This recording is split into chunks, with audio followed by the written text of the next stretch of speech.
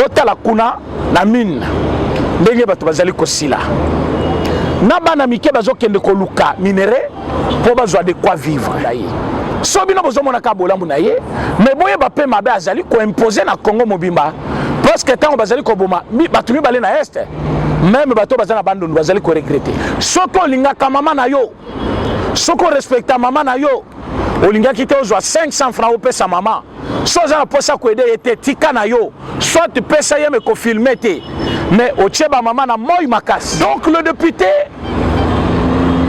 bosani esika na bango babosani rôle na bango babosani objectif na bango bakeisko na idée ou ezali kopesa importance mon côté na mboka ya Congo badéputé tovotaka bango mais baministre tovotaka bango te lokola tovotaka baministre te c'est pour dire bakonome yelelo bakolongole lobby mais député za na mandat ya 5 ans ndenge moko na président chef de l'État mbote bandeko balandi ya émission na bino le peuple d'abord.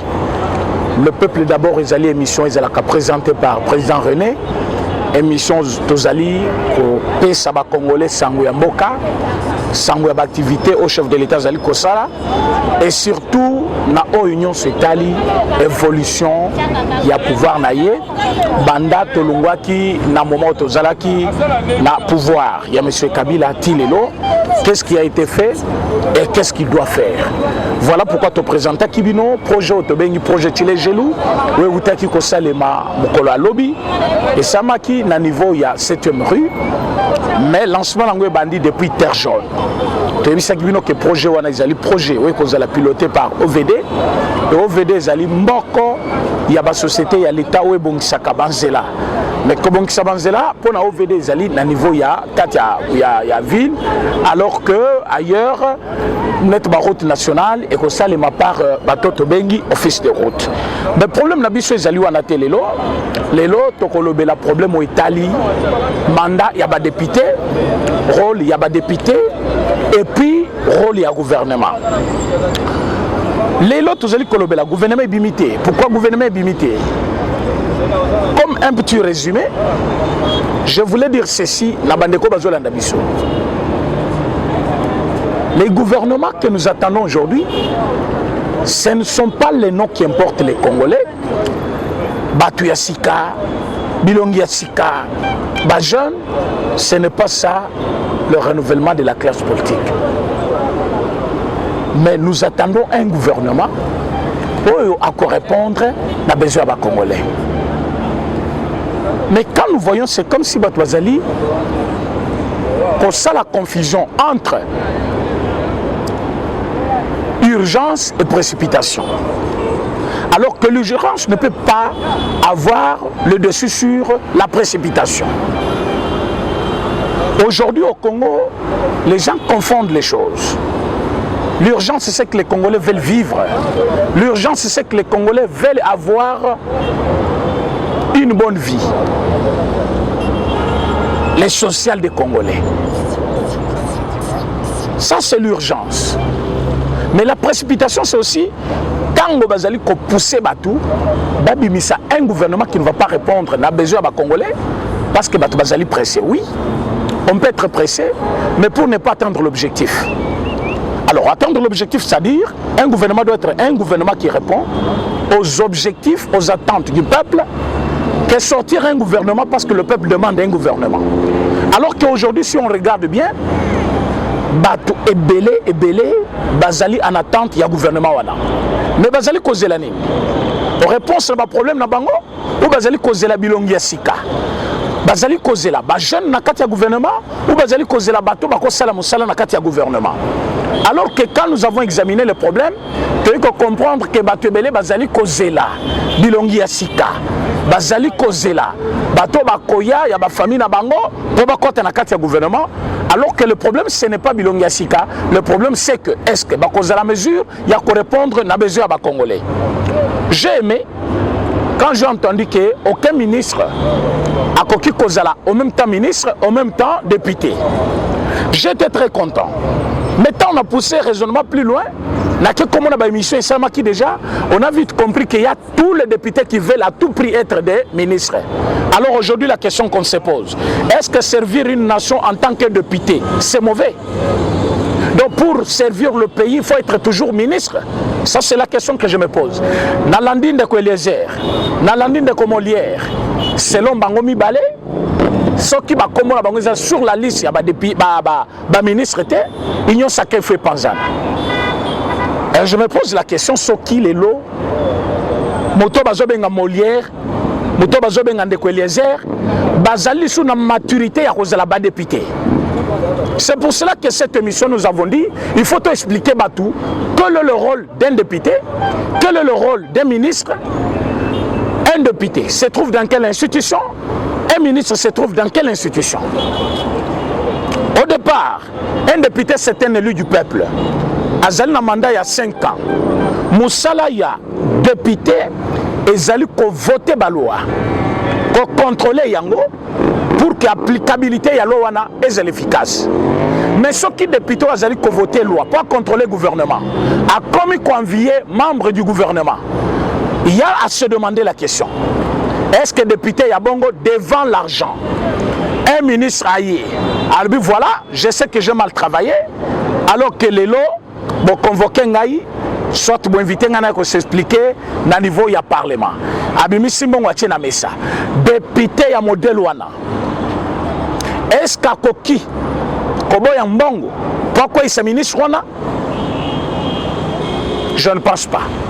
Parce que s'ils étaient là pour servir le pays, Bakoka qui condima pour servir le pays, n'a qu'à hémicycle en tant que député.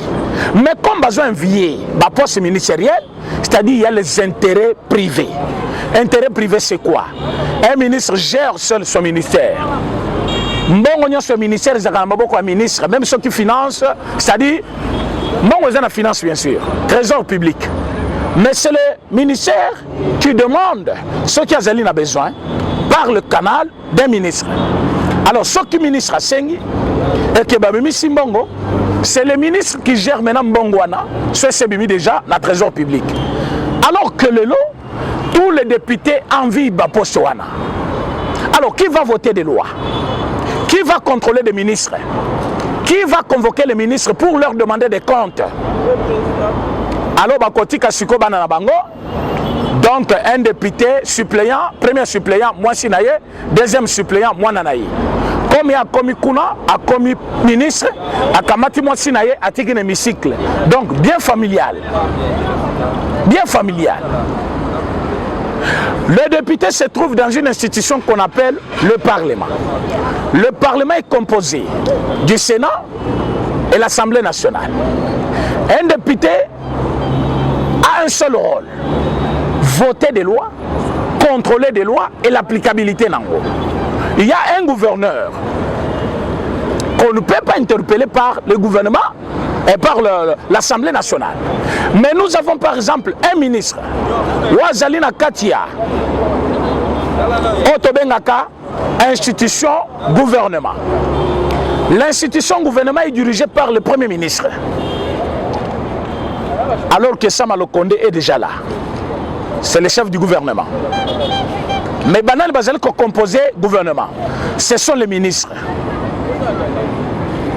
Alors Mouto Azali député, il a envie d'être ministre.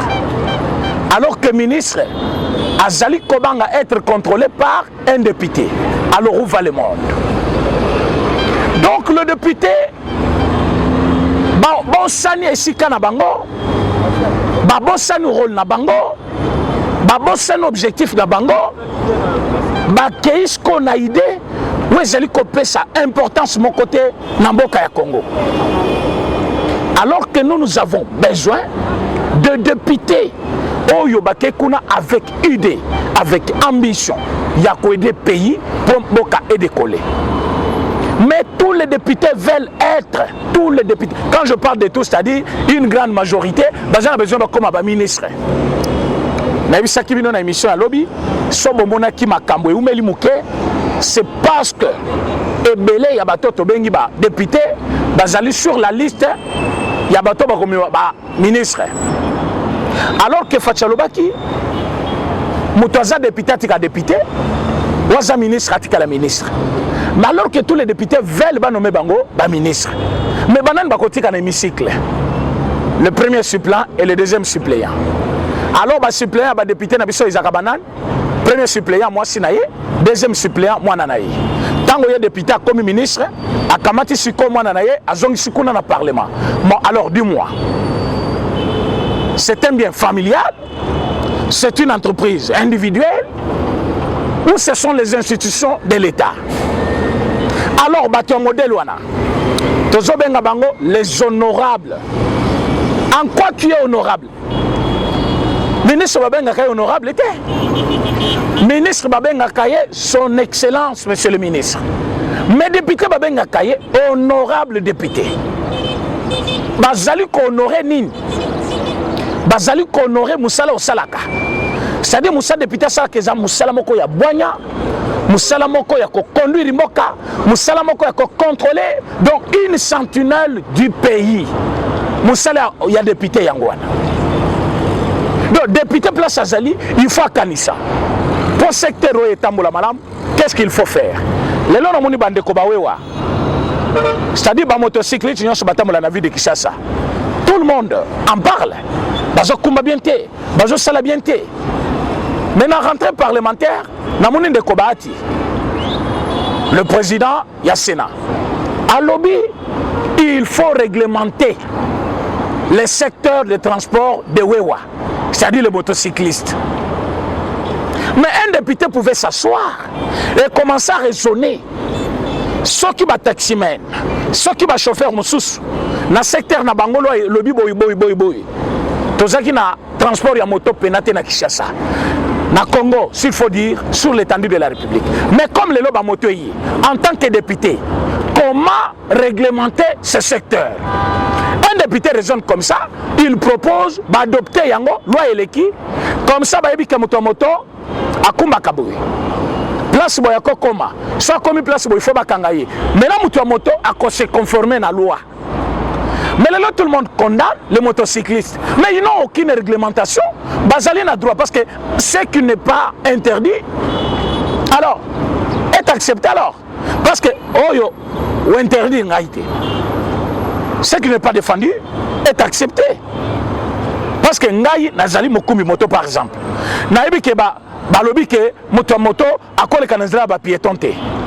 Yo le bino landa makambo et sala makapo na ba taximen. Mais taxi eza munen. Place à ba piéton à koleka te. Mais nga moto na zamuke na koleka na ngai. Mais s'il y a une loi qui interdit cela. Moto koloba non. Son à l'équipe place wana bakanga. Bakanga ngai. Lelo. Les Chinois vendent en détail. Les Indiens vendent en détail. Mais bazali côté qu'en détail pourquoi? Il y a une loi. Mais il n'y a pas le contrôle. Alors que la loi dit commerce nyonso yamike et allaient réserver na ba Kolomboka. Mais un Indien vient azote katonga, chinois azo sala mikate, azo sala ba gâteau ya 200 francs. Un Indien quitte chez lui, il vient au Congo pour être un infirmier. Non. Mais ça la nyonso amike il faut bâtir que lango ba Kolomboka. Toi tu viens, soit un entrepreneur, parce qu'aux alliés indiens, Zala Mokolo hôpital, aux alliés docteur Ramonel, alors engager les Congolais, alors que le député pouvait s'asseoir et commencer à penser dans le secteur de l'agriculture, aux alliés dans Zala chaque jour, dans le Congo. Qu'est-ce qui fait que les Congolais a sombré dans la misère? Qu'est-ce que moi, député, je peux faire pour que Mboka Nangaï ait un moula malam? Bimisi ba idée na yo, alors ba idée wana e kosunga mboka pour que ba yeba quoi faire. Ba voter ba loi ya malam, ba pousser l'État, ba pousser le gouvernement. D'ailleurs, je vais vous dire une chose. Misala nyoso mona kaba ministre bazo sala. Programme nango ezalaka na kati ya programme du gouvernement, ba présenter quand liboso enan liboso ya ba député. Boyoka comment bato bazo miye bate pouvoir bazal nango. Donc député azana pouvoir coller quand même ministre. Député azana pouvoir.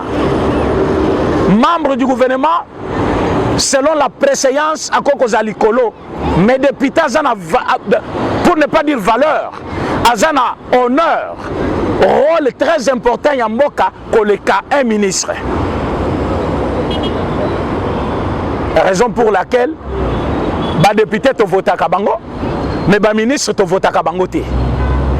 Le col to vota kaba ministre te, c'est pour dire ba konome yelelo, ba kolongole lobby. Mais député ont un mandat il y a 5 ans. Ndenge moko na président chef de l'État. Mandat 5 ans. Donc avant ministre Abanda Moussala, premier ministre a même qu'à tous les ministres du gouvernement n'a parlé du peuple, l'Assemblée nationale.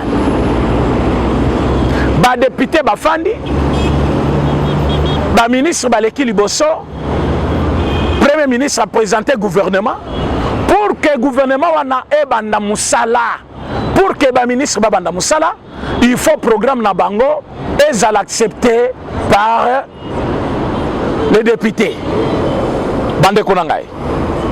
Soki ngai nazala kibango na quoi envier cause la ministre té.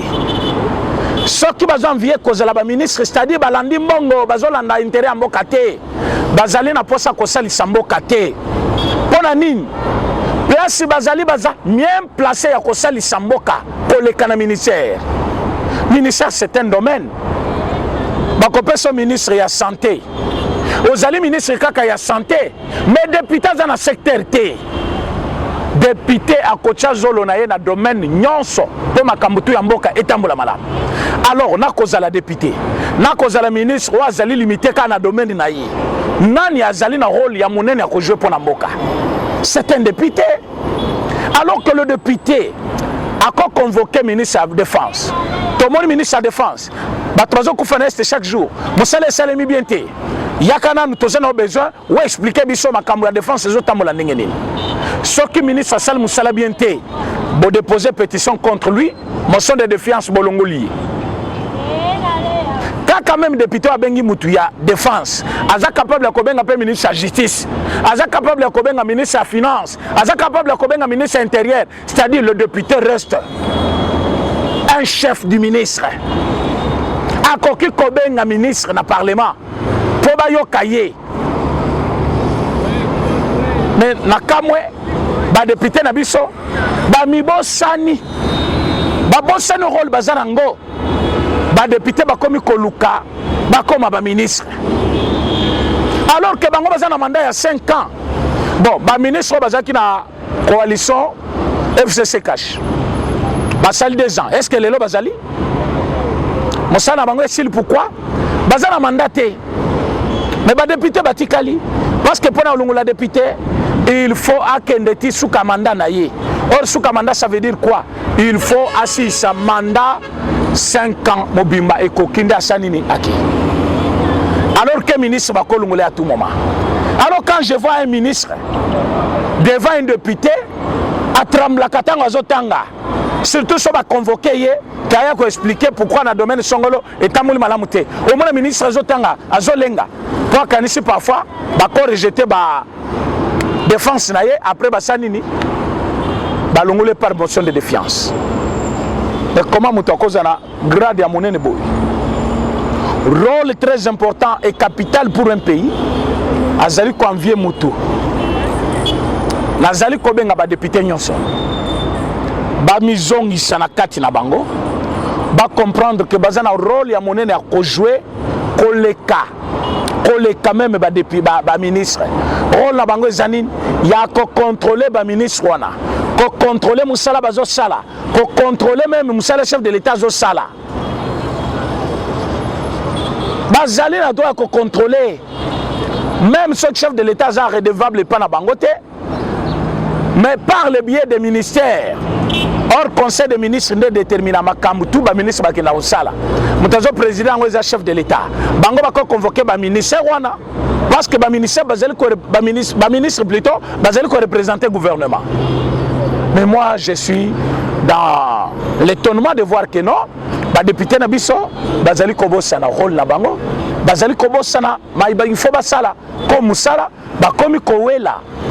Comme il vraiment, bazala ba ministre, n'a eu na kamwe problème wana. problème il y a mis les problème na loba kilobi, il y a fait des routes.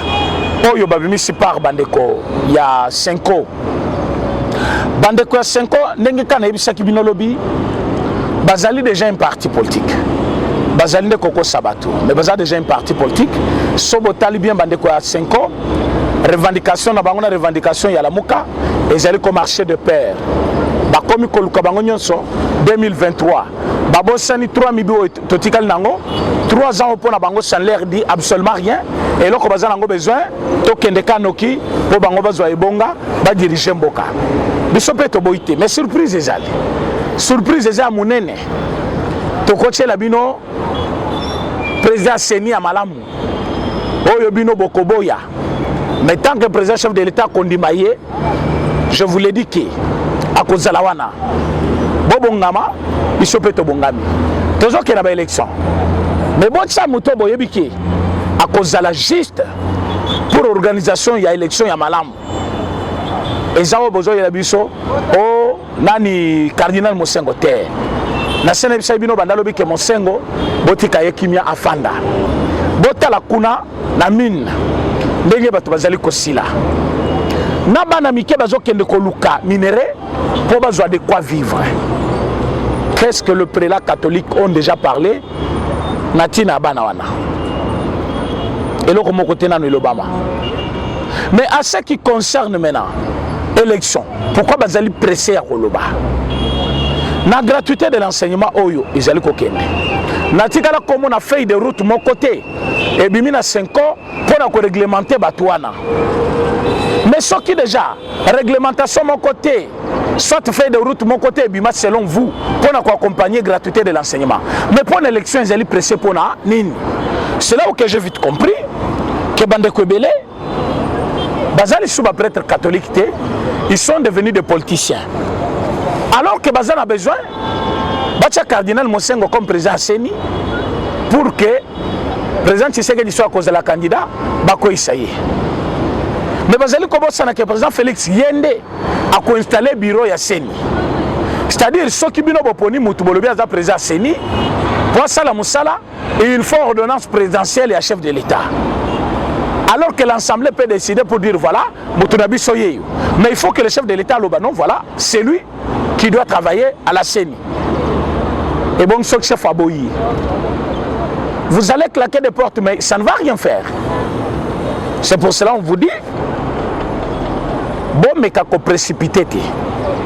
Urgence, c'est oui. Mais cette urgence ne peut pas aujourd'hui prendre la place d'une bonne qualité du gouvernement. Parce que nous avons besoin d'un bon gouvernement qui peut répondre à nos besoins Yaba Congolais. Alors, bon, confondre tes précipitations na urgence. Urgence, c'est Zali, mais ceux qui t'ont précipité, tu cause un gouvernement Oyo et qu'on répondre à nos besoins Yaba Congolais. Voilà pourquoi le chef de l'État ne pas presser comme 5 ans. Le chef de l'État sait que le mandat est à 5 ans. Après 5 ans, il faut aller sous. Voyez les Congolais Moussoussou pour pas passer le deuxième mandat. Et deuxième mandat, ils ont déjà. Ils ont Monique. Ils allaient répondre paix à paix. Na besoin il y a des Congolais nyonso. Malgré batu ndenge na ndenge, bazali ko bloquer calcul na yi. Bayaki na katia gouvernement ya FCC cash. Ba bloqué pendant 2 ans, mais le chef de l'État a eu quand même à se démarquer na buzoba na bango na kokwisa gouvernement ya cash FCC. Tango kwei il faut tobanda de nouvelles initiatives. Initiative ndenge nini. Donc on amène un bon gouvernement capable de répondre à nos besoins. Mais pour que le gouvernement soit capable de répondre aux besoins, il faut de bons animateurs. Mais les animateurs, ils sont députés. Et les députés, à cause de la tête, les députés, ils vont défendre le parti. Il faut que les députés répondre. Natina makambo ezali kozwa société ya Congo parce que la société nyonso ezali na Congo lelo, c'est-à-dire notre société azali na ba problème oyo eleki ebele. Chômage à jeunesse, manque ya mai na courant, pouvoir d'achat. Alors que moi comme côté que se développer, ceux qui bazali énergie à malamu te. Mais lelo qu'est-ce qui se passe? Le chef de l'État est en train de négocier la construction de Yinga 1 jusqu'à 8. Il faut te rappeler la cabine Makambo chaque jour. Pour moi, qui n'est pas là assis, on dirait que tout le monde a évité pas à Congolais. Ayebi yango. Les lois na Botembo, na nani, ba localité un peu landani wana, tout le monde a abîmé. Ba garder journée, ville morte, pour na revendiquer liwa ba Congolais, au bazali kosila na Masasi. Mais tant que toujours côté na Muzindo, on trouve que nombreux ya bato bazo sala biloko wana, bazala en complicité na ba Congolais. Donc les Rwandais ne viennent pas d'eux-mêmes.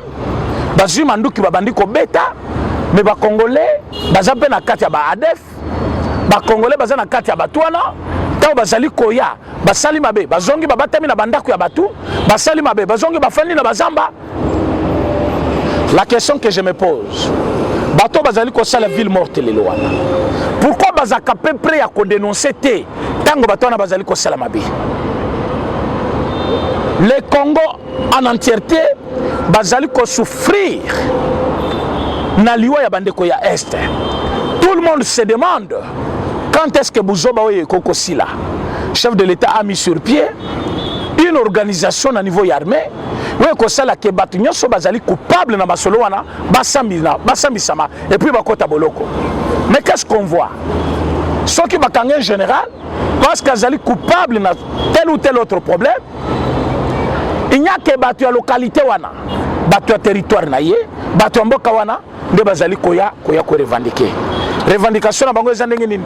Pourquoi bokangiye? Pourquoi bosaliye boye? Boyebitaza mutu na biso, mutu nyonso aza na mabe na malamu na ye. Sobino bozomona ka bolamu na ye, mais boye ba pe mabe azali ko imposer na Congo mobimba. Parce que tant bazali ko boma, batu mi balé na est. Même bato bazana bandundu bazali ko regretter. Bato bazana Kassa bazo regretter. Bato bazana Kinshasa bazo regretter. Bato bana Mandaka bazali ko regretter. Bazo regretter nini? Moko ya ba Congolais akufi. Makufi normalité akufi na Masasi. Est-ce que faut-il tout tolérer Bouzobane badako continuer? Non. Chef de l'État a tiré col de guerre. Pour former ba officier. Oh ba yebi ko anticiper ba tion wana ya guerre. Mais qu'est-ce qu'on voit là-bas? Kaka bato bazo sa la ville morte lelo. Ils sont à la base de beaucoup de bêtises. Bazana bakare minier. Et que tant que ça se bête à Kawana, bango bazo exploité. Ayena Kinshasa sombi ndaku. Azongi kuna kabeli bango mbongo. Ayebisi bango to la ville morte. Mais koto yazo donda. Azana mapango na ye. Azana bambongo na ye. Azana ba business na ye partout dans le monde. Azana bakare minier kuna. Yende leader ya localité wana. Maintenant quand il vient à Kinshasa, à financer les journaux, batanga ba kombo na ye, mettanga azongi kuna na mboka, ayebisi bato na la ville morte parce que makambo ezo tambola te. Asali comme ça que ko aider bango. Mettanga zo kende na carré minye na ye, nde place massa se betaka chaque jour. Entre-temps, azali ko zo bambongo na ba minéraux wana na makila ya ba Congolais. Alors que makila ba Congolais est gangi. Batunyo so bazaki coupable na makambwana bazo zala mena interpellé. Justice na biso ezongeli forme na bango initiale. Bazali ko bengisa moko ya batwana pour que basambisama bayeba buzoba oyo ba imposer biso et kosuka soit kosuka te. C'est ce qui se passe en Bujumaï.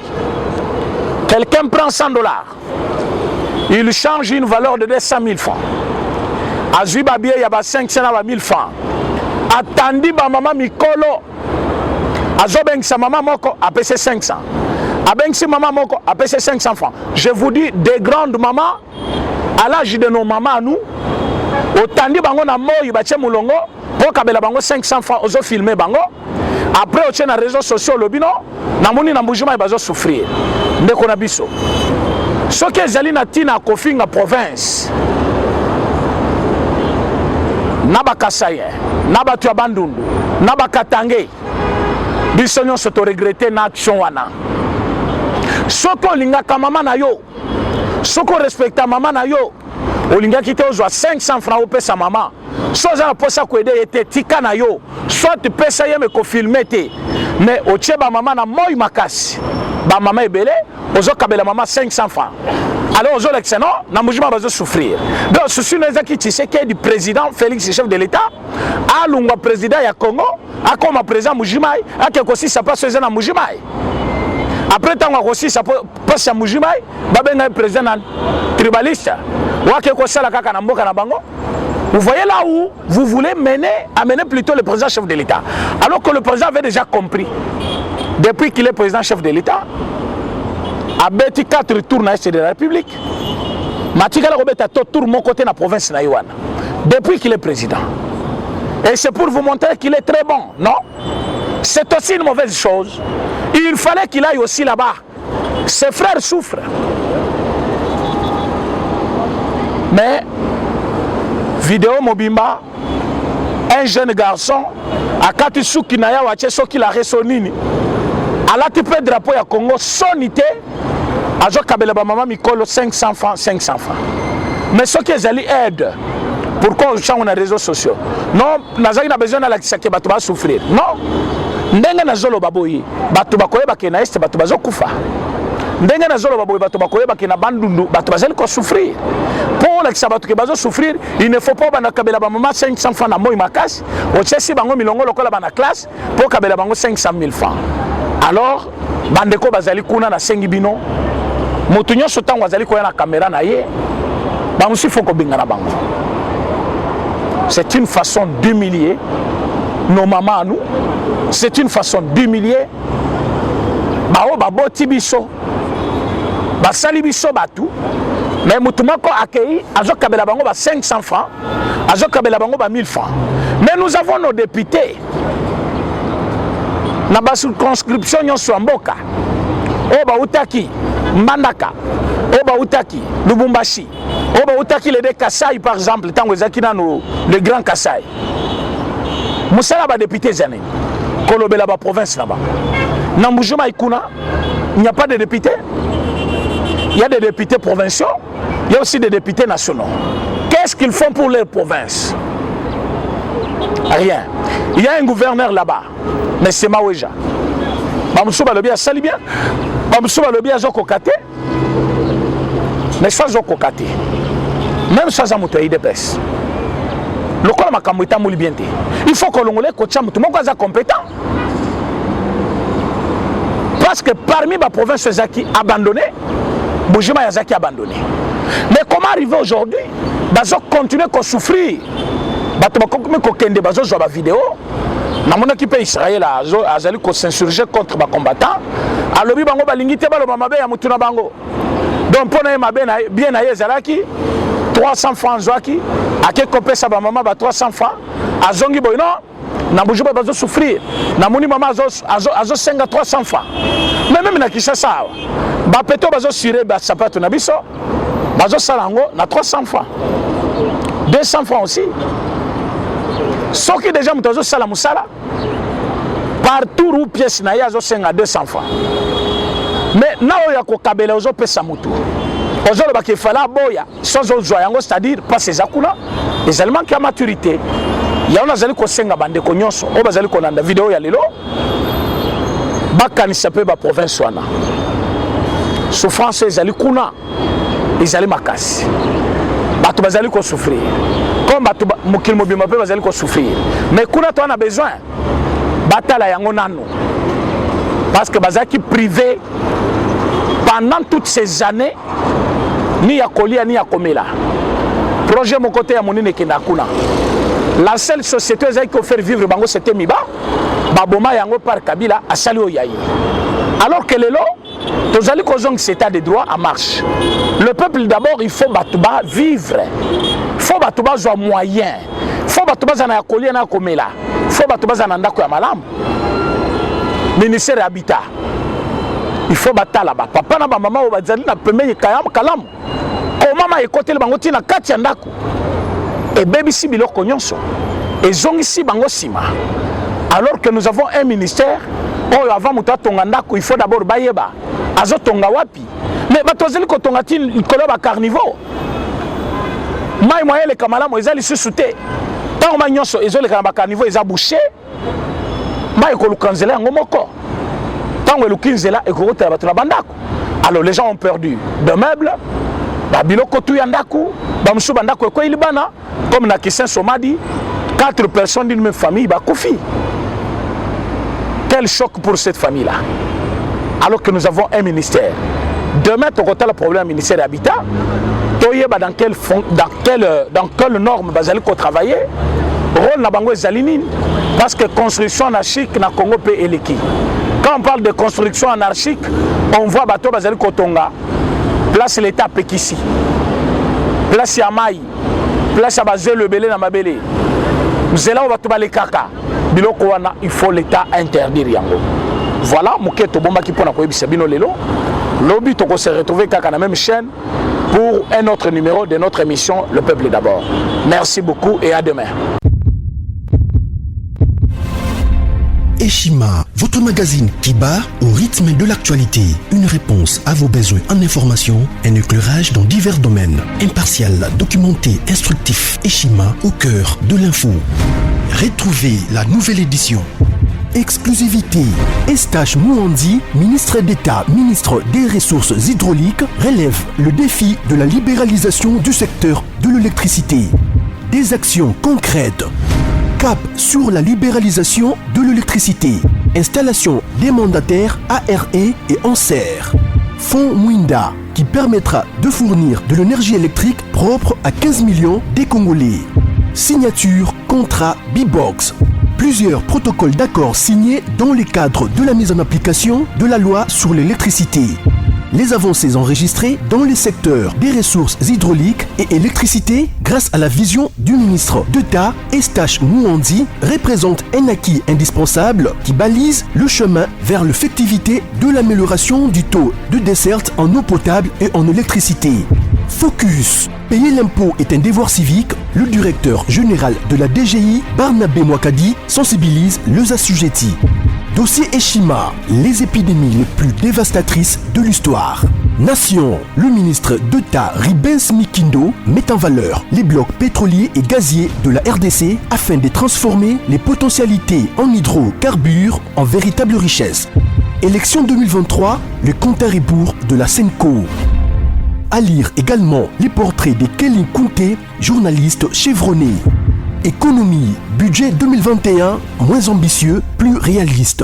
Culture, les tabous de l'inceste. Retrouvez l'intégralité du magazine Eshima dans les kiosques. Eshima Magazine, un nouveau standard d'information.